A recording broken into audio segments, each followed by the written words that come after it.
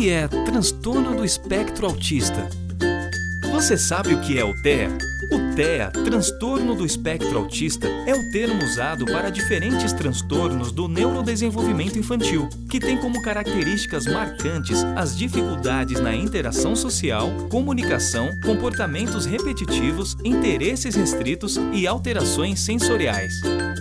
Esse termo foi adotado para substituir todas as subdivisões que existiam para esses transtornos. Desde então, não existem mais síndrome de Asperger, transtorno global ou invasivo de desenvolvimento. Todos esses transtornos agora são conhecidos como TEA.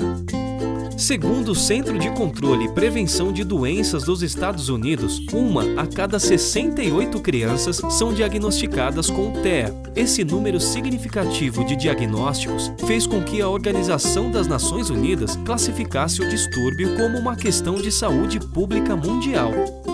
No Brasil, estima-se que tenhamos mais de 2 milhões de pessoas com algum grau de autismo. Problemas de fala, sensibilidade a barulhos, falta de interação do olhar, irritabilidade com contato físico, agressividade, falta de resposta quando é chamada, interesse por parte de objetos e repetição das mesmas palavras ou gestos podem ser alguns dos sintomas do autismo em crianças. Apesar de as causas do TEA ainda não serem totalmente compreendidas, especialistas na área acreditam que a combinação de múltiplos fatores pode levar ao autismo.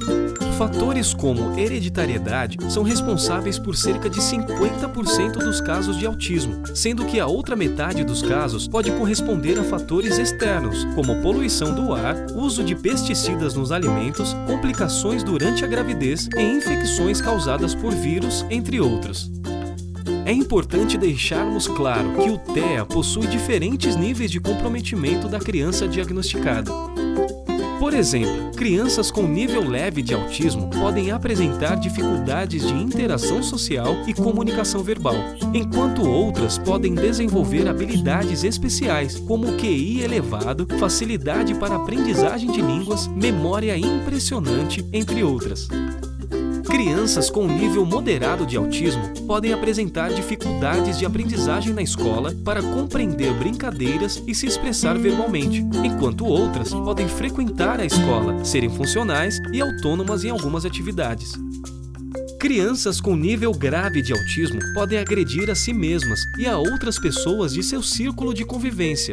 Geralmente, essas crianças dependem de outros membros da família para atividades cotidianas. Hoje, investimos na identificação precoce dos sinais de autismo para orientação de pais e intervenção precoce. A capacitação de pais e profissionais vem sendo fundamental para a identificação e direcionamento das intervenções. O diagnóstico do autismo é clínico, feito através de observação direta do comportamento da criança e de uma entrevista com os pais ou responsáveis. Novas tecnologias, como as que rastreiam o olhar das crianças enquanto elas assistem vídeos no computador, também contribuem para o diagnóstico correto e a escolha da intervenção mais adequada para o tratamento do transtorno. Quando o tratamento do autismo é feito precocemente, antes dos 3 anos de idade, a criança poderá desenvolver ou ampliar suas capacidades de compreensão, comunicação e interação social, pois este é o período no qual a criança entra no campo dos significados e interações com o outro.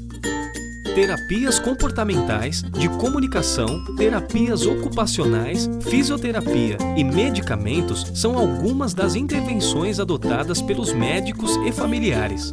Mas é importante saber que cada criança exige um tipo de tratamento específico e individualizado. Além disso, inúmeros cursos, livros, grupos de apoio e outros materiais informativos estão disponíveis para que pais e profissionais da educação e da saúde possam aprender mais sobre o autismo e contribuírem com o tratamento das crianças.